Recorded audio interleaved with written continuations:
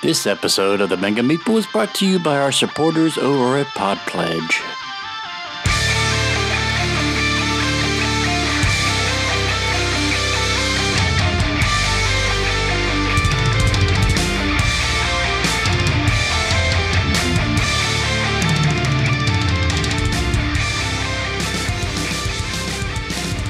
Alright, welcome back to the Mega Meeple.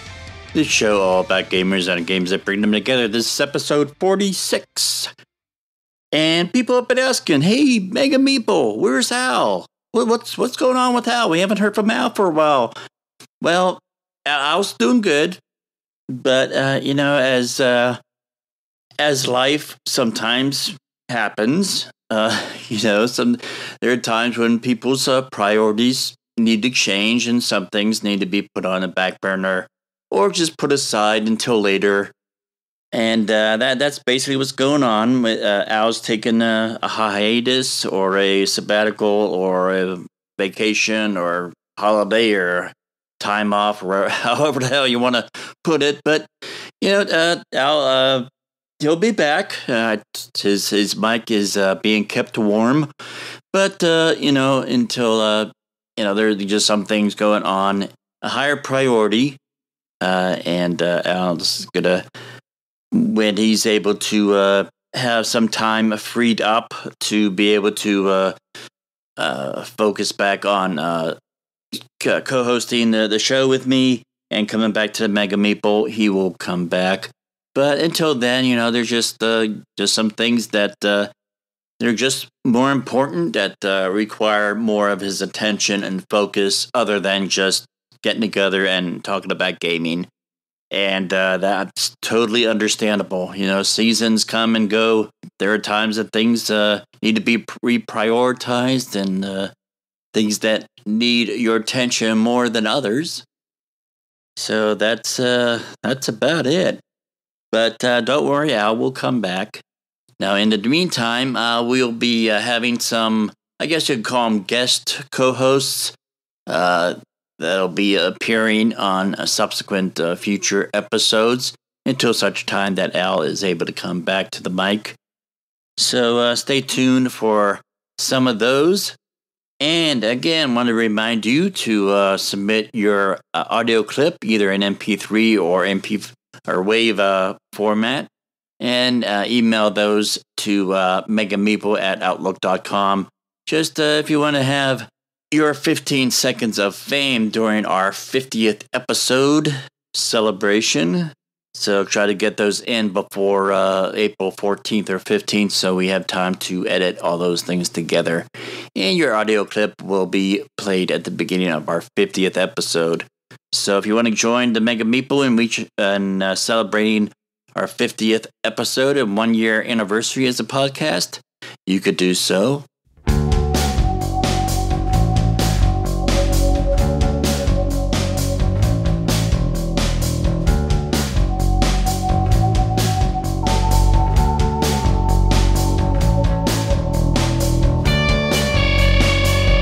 This episode, we're talking about the Shelf of Shame.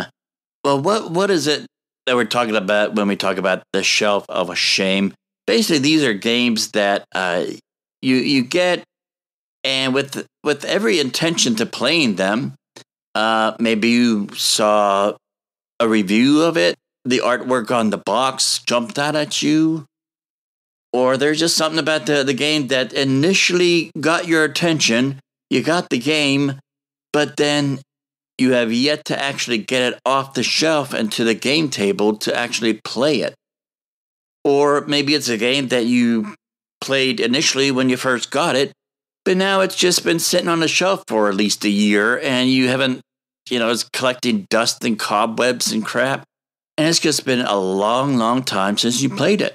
And there's really various reasons why that would happen. Now, the majority of the games I'm going to be talking about on my Shelf of Shame is basically because, I got it initially with full intentions of playing it, but usually with the group of players that we have, we tend to try to play games that we already know how to play. And it's quite an effort to bring out a game that, number one, nobody knows how to play, let alone you don't know how to play it because you haven't played it yet, because you don't have the opportunity to play it with the group of people that you have. So it's sort of like a catch-22, you know, it's a vicious circle. So these are some games that I have gotten at one point or another for one reason or another, but it's never really gotten to the game table, and we really haven't had the group together cohesive enough that it's be a good idea to bring out a brand new game that nobody knows how to play. And they're typically games that we just haven't bothered to go through that initial hump of learning the game yet. So on my shelf of shame, one of the games is Infected. This is a group party game that actually I had forgot that I got it on Kickstarter, and I forgot all about it.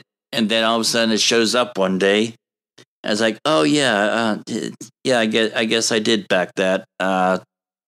Yeah, it seemed like a cool game at the time, but again, it's one of these things that we just haven't got the group together with enough interest to get it to the table and play it and learn how to play it. Games like Four Gods. That's a game that I got because the artwork was pretty cool, and it looked like a pretty interesting theme. But again, it's just one of these games that we just haven't gotten a chance to play. Games like another game that I have on my shelf that I actually tried to sell on eBay, but nobody's picked it up yet, is Elements. That's sort of like a 2 to 4 player. It's using the 4 elements, earth, wind, fire, and water as its mechanisms, and it's just really neat how the mechanisms work with one another and the different abilities that you have with each element. But again, it's a game that we just haven't gotten to the table yet. Haven't bought it, sitting on the shelf. I broke it open and stuff, but that's about as far as it's gotten. Another game that's on my shelf of shame is Cry Havoc. This is a game that just recently had an expansion come out for it, but I haven't bothered to get it because it was like, well, hell, you know, why buy the expansion when I haven't even played the core game yet? Another game that's been on a shelf for a while is Colony. And even though this game, I got it initially thinking that it would be a good game to play solo. So I've seen some videos of people playing this game solo and stuff. Games like that is just like, I just haven't gotten desire or the inclination to bother to learn how to play the game yet. And it's one of these things I keep looking at and say, yeah, okay, I'll learn how to play that game someday, and someday just hasn't come yet. Now, there is one game that is on my shelf of shame because I played it once. I tried it a second time, and the rule book and the mechanics are just so finicky. The app is useless as far as teaching you how to play. It's more of you need the app in order to play it. Is First Martians. Now, that is on my shelf of shame because it's just left a bad taste in my mouth because the rule book sucks. Now, I have seen where Portal Games has released a what they call an almanac of the rules, and is supposed to be, what the rule book was supposed to be like. I have yet to try it a third time because, again, just because that first and second time of playing it with the crappy rule book and the finicky app, that has just left such a bad taste in my mouth that it's just, even with the almanac and the supposedly improved rule book, I'm just not in the mood to try to revisit that right now. Now, there are some games that I have played and I have enjoyed quite a bit, but it's been on my shelf for a long time. I haven't played mainly because finding the people and the right people to play with just isn't readily available. I've said in the past that my roommates do not like card games. So I do have quite a few card games on my shelf of shame, that I enjoyed at one point, but I just haven't been able to play because, it requires at least one other person that enjoys card playing to actually get it to the table, and I just don't have that available to me, at least not readily. I'm really happy that Arkham Horror, the card game, it can be played solo, because then I don't have to worry about getting someone else who also enjoys card games to play it with me.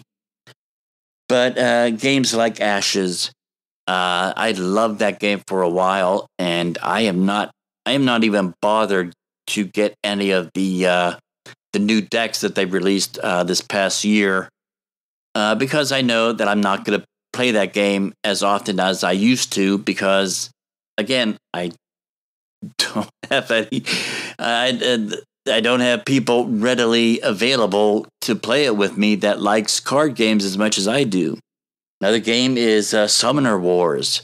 That's been a game that's been on Tom Vassel's list of top favorite games of the year, and I got it. I've collected some of the decks on it, but again, I haven't been able to play it very much to really be able to say whether I enjoy it or not. Legend of the Five Rings is another one. I played it once or twice at some conventions. I still have to really learn how to play it to really be able to say whether I enjoy it or not, but it's still sitting on my shelf of shame. The one exception is Android Netrunner.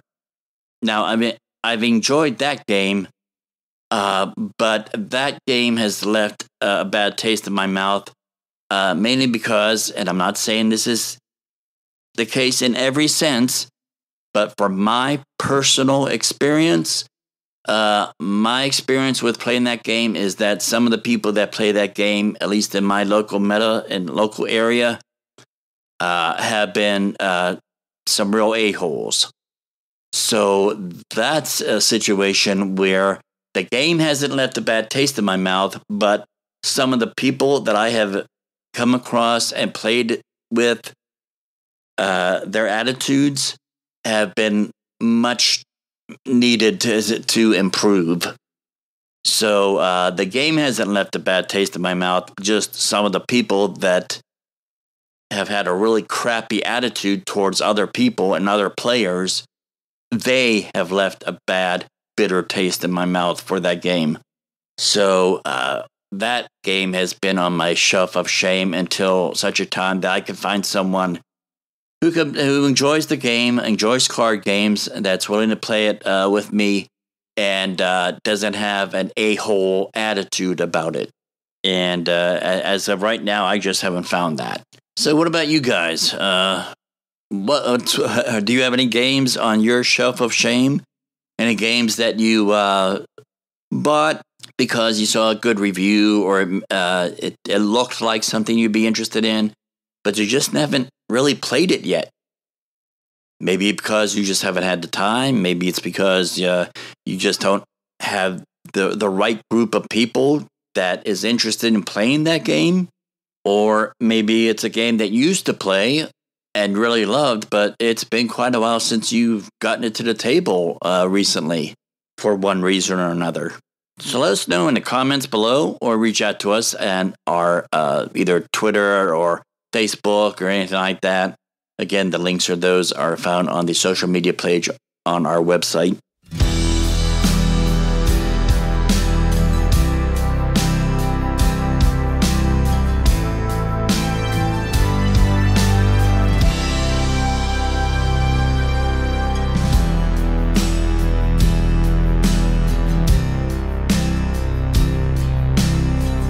Well, our guest this episode is one of the Bjorns of a trio of, actually it's a trio of guys named Bjorn, and Eric. They have a really cool, successful game they just finished up recently on Kickstarter called ListIt. So let's go to that interview right now. All right, welcome back to the Mega Meeple. And this episode, we have one one person of a trio of people that have designed a good, fun party social game. It's currently on Kickstarter called ListIt, and we are here with Bjorn. And I'm not going to attempt to pronounce your last name. Could you? How do you say it? You want my help? Yes, please. Yeah, my name, if I were to say it in Swedish, would be Bjorn Torstensson.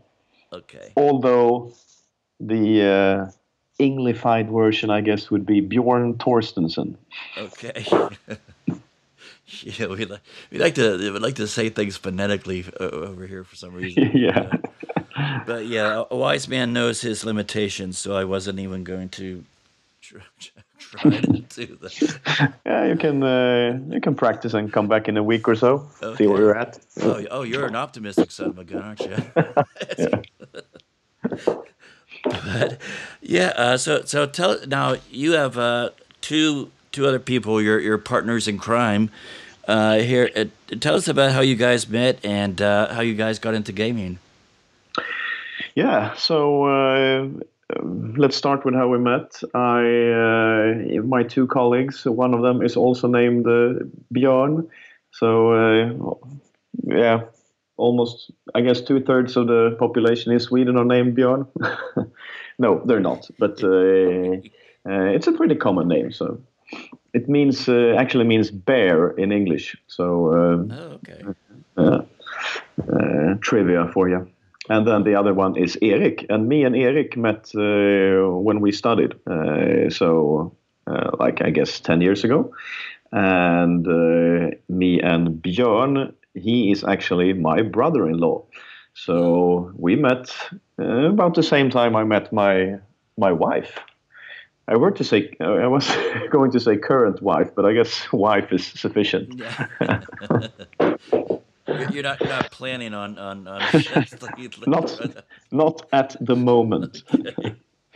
But you never know. You never know. Cool. And yeah, so we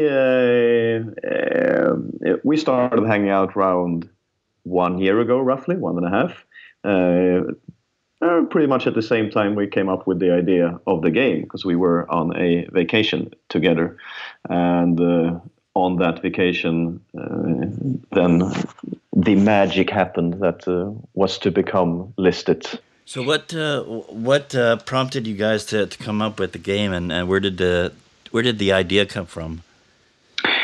Well, we in 2016, I guess you or many can agree that it was a pretty rough year, and not only for the world in general, but for us as well. We were like tired and sick of it all. So me and a crew, not only these guys, but a larger crew, booked a trip to Puerto Rico, where we was going to just have fun, surf, take it very easy for 2 weeks and recharge the batteries.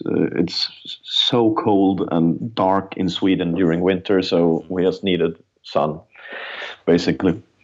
And we talked a lot about what has happened, politics stuff, both in general and from in our lives, and surfed during the days, played games mostly at night, had a few favorite ones. Not sure if they exist outside of Sweden, but pretty much social games, some semi-made up by ourselves, and some others that we had brought with us. And I guess most of the games seemed, for us, after we had played them a few times, that they had either like low replayability, or they were too fact-based. Uh-huh. So, or they excluded like parts of the gang because of like sort of adult content, or just some people didn't like the type of games. So then we sort of thought that, okay, so we discuss all these things during the days, and we play games during the nights. So why not try to combine this into some form of discussion opening game? And we did. Okay. Yeah. Yeah, when I was looking through it, it's like, yeah, this could be. It's a fun social party game, but especially with just being around friends, I think this is a game where you could really find out some interesting things about your friends and how their minds work, or you might find Definitely. some surprising things about your friends playing the game. Definitely. I mean, it combines a bit of the uh, what we would call like the Caribish mindset. I don't know if you saw that in our Yes. on the Kickstarter campaign, but Yeah. like the relaxed attitude with not too like serious questions in a sense, more subjective, personal questions, quirky, interesting questions, Uh-huh. and then the like Swedish. Um, Sort of mindset of a need to get along and a need to agree on things, and we're a bit afraid of conflicts here, so we took a spin on that and like came up with a system that you win by actually agreeing on stuff rather than being unique on stuff. So being unique, you lose. Yeah, it kind of puts me in mind of it's not like a formal game, but just you list three things about yourself. Two of them are lies, and one is the truth, and everybody else has to figure out which one is the truth. Oh yeah, So yeah. It's I mean, we borrow things from when we did our research. After we came up with the idea, we saw that like the elements in the game, they're not complex. It's fairly simple, to be honest. And there are other games that definitely touch upon the same genre or do similar things. Uh, so I guess what makes us unique is the amount of time we put into the questions and really trying to make them unique and interesting and not questions you would normally find in another game. So more thought provoking and like really providing interesting answers to them that spurs a discussion. So we had like the aim that at least 9 out of 10 questions or rounds you play in the game should end up with a discussion after the round rather than just continuing to the next round. okay. Yeah, so we'll get into the different categories that you have here, but before we do that, let's get into how the game plays and the mechanics of it. Yeah. So very simple. As I said, you got 5 categories, each containing 100 roughly topics. And you start by picking a category and then reading the corresponding topic. Let's say you start with the category at the therapist, and you draw a card, and the topic is symptoms we often Google. Then everybody, every player writes down 5 items or 5 answers to that. And if you're dead certain that, for example, chlamydia would be a symptom that you often Google, then you can star mark that. And yeah, then you're done. So the second to last player who puts the pen down ends the round. So one person will not be able to finish their list of 5 items. And the first player who put the pen down, like the first one, he or she starts by reading the answers out loud, and you score points for every answer on your list that is also present on another player's list. So yeah, that's basically it. Okay. Yeah. All right. So you mentioned one of the categories is at the therapist. Yep. So let's go through an example of some of the things that are in there. Like one of the things you have is tall people problems. Yeah. So I guess the category in itself is it covers stuff that you would talk to a therapist about, like relationships or family issues or complexes you got with your body, or problems at home, or problems in within your family or at school, or anything like that. So yeah, a bit on the emotional and that kind of side. Okay. And then we have the not safe for work. Yeah, It's obvious. I mean, Not something to discuss at the coffee automat. right. Yeah, I got most social groups I'm that plays party games. I mean that would be that category would pretty much be the default category we would go to, but Yes, I guess people tend to think that for the first time they play the game, like, oh, all the fun questions will be in the not safe for work category, right. but there aren't really. So I mean, it's as good as the other categories, because there's so many, like, as I mentioned, quirky and interesting things to find out in the other categories that's perhaps more on a personal level, so not that dirty. And yeah, so there's really gems to find in each category. So, but of course, for some people, they tend to end up there anyway. Yeah, yeah. And then I mean, if you're playing with your grandma or something like that, you don't want to. I mean, you have four other categories to go, and I mean, really, Yeah, for things like not safe for work. I mean, some of the topics. It really depends on the person, just how you know, how dirty they want to get.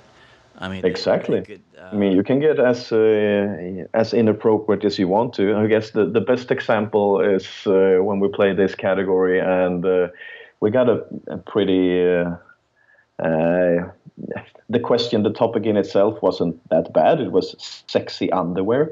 But then one guy in the gang, he only managed to come up with two answers, which was bra and panties. It was like the only thing he could come up with to write in that category.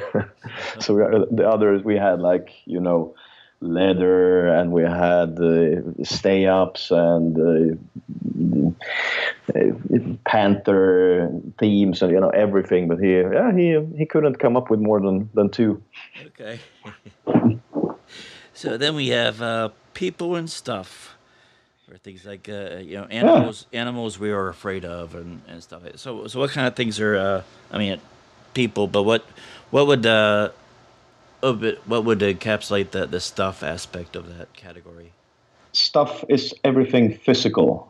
So even animals, they are physical.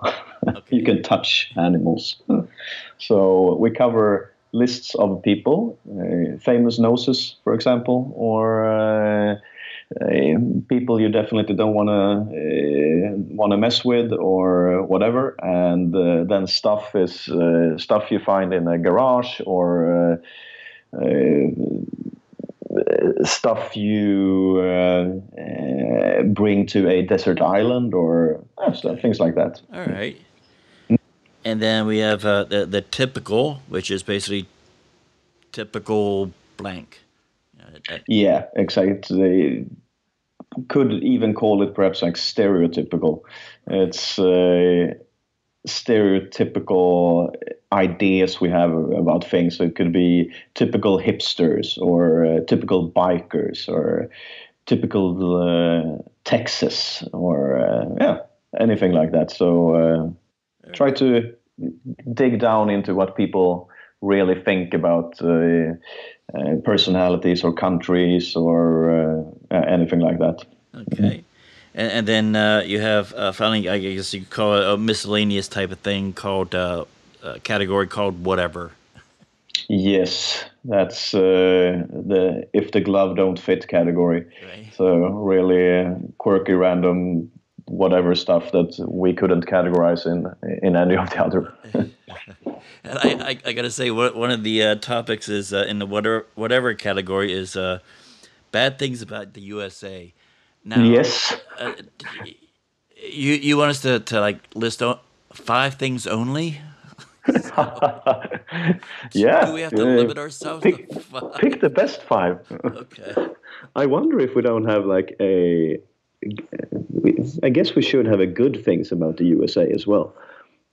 Yeah, great things Yeah. about the USA. We have that Okay. one as well. Okay. So yeah, that might be harder. Or how do you think? Yeah, that might be a stretch there. To come up with 5. Yeah, a lot of people will be holding their pens for a long period of time. Now, that's another thing. Is there like you got a group of people together, and this probably wouldn't happen very often, but that a group of people are just kind of lost that nobody, it takes a while for them to come up with 5 things before the first person put their pen down. Very rarely.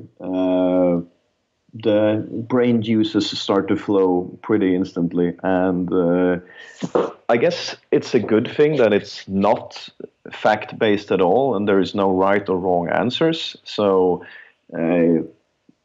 One example of this is we got one question, which is actually one of my favorites. It's what do you call that in yes, prime numbers. Mm-hmm. So it's a very simple. It's only prime numbers, and when we play this, a lot of the people in the group have no idea what prime numbers is. So, but they just write down numbers, and me, I thought I knew what prime numbers was. So I was like, oh, this will be easy. And then it turned out that the people who had no idea what prime numbers was and me, who thought I knew what prime numbers was, but I wrote down the wrong numbers anyway, we actually scored more points than the persons who knew what prime numbers was. So, and they were so angry. So like, that's not a prime number. How can you write 21 as a prime? Hey, it got a Hey, I match. scored. Yeah, You right. lose. For the people who are like listening months or years down the road, would there be like a late pledge or maybe like a pre-order on the website that people could still get a hold of the game if they missed the Kickstarter? Yeah, there will definitely be some way of getting the game after the Kickstarter. We are finalizing the plan for post Kickstarter as we go. Of course, priority one is to get the rewards out to all the backers, and that is already in place with the manufacturer and delivery company. But as soon as that is settled, I mean, we want to go ahead and make this game as great as possibly as human possible, and we will probably start selling it on our own website. But there might also be possibilities for it to be for us to work with a distributor, so even to get it out in physical stores. The jury is still out on exactly what path we will choose there. Okay, very good. So, and then I would think as time goes on, this game would really lend itself to, as you come up with more ideas for expansions or additional decks of cards to add. Definitely, we have some ideas already. We have a two-player version, which is actually playable as is with the same cards. It's just a matter of finalizing the rules for that. And then we have other ideas for expansions as well. Some perhaps more towards the adult side, and others perhaps even directed towards kids. And yeah, Okay, cool. other things as well. So. All right, great. Now, if people want to find out more about you or the game, where could they go? Well, as of now, it's the Kickstarter campaign site. So we redirected our website to that. So if people just go to listitgame.com, they will be automatically redirected to the Kickstarter campaign, where we have information, FAQ, yeah, they can even contact us at hello@listitgame.com if they want to dig deeper into a conversation with us. And after the campaign is over, it's listitgame.com. That will be the site where they find all the information about the game. Okay, great. And we'll have links to that in the show notes of this episode. Well, Bjorn, thank you so much. This looks like a really fun game, especially for people like me that are kind of sick and tired of Cards Against Humanity. Yeah. We played that game so many times. When you get to the point where you actually recognize the cards as you draw them, it's like, oh yeah, well, yeah. It's like, okay, then you know you played that game way too much. Yes, definitely. And that's if I would end up or end with saying one thing more about the game is that it's really nice from my perspective that you are not limited by the cards. Like the topics are very broad, and it's every game is so different depending on who you play with. If I play with my friends in one gang, or if I play with another crew, or if I play with my dad, he's 77, I think, and you have to really change the way you try to foresee what the others will end up writing on their list, because my dad will for certainly not write the exact same things as my friends will. So I have to adjust my mindset to try to figure out how to score as many points as possible. And that's cool in the sense of how that is just the intrinsic aspect of the game. It's very much a living, fluid game as far as how it plays out and how you had to, like I said, adjust your thinking or adjust your approach depending on the crew and group of people you're playing it with. Yeah, and even for the future, I mean, answers will probably be different a few years from now, but most, I would say, 99% of the questions will still be valid. We have some that perhaps are a bit tied to the current climate and things going on right now, but there are very few. So play it 10 years from now and see if you have the same answers to things. Yeah. As people's ideas and Yeah, opinions of things change over the years. So, exactly. yeah, cool.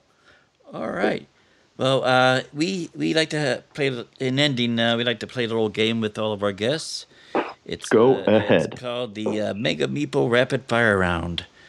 And I will basically just rattle off two things, and you tell us which one you prefer. Just gives our listeners an idea of the personality of our guests, and it has nothing to do with games, basically. But just kind of little trivial stuff. Yep. All right, ready? I am ready. First off, zombies or vampires? Zombies. All right. Game of Thrones or The Walking Dead? Walking Dead. All right. Sausage or bacon? Bacon. And Darth Vader or Kylo Ren? Darth Vader. Alrighty. And then finally, Kirk or Picard? Oh, Kirk. Okay. So where did that put me? No idea. Damn. Pretty normal. Pretty. I guess we put that in under the typical category. Yeah, exactly.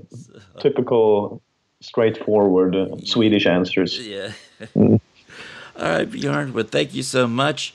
And yeah, everybody check out that Kickstarter.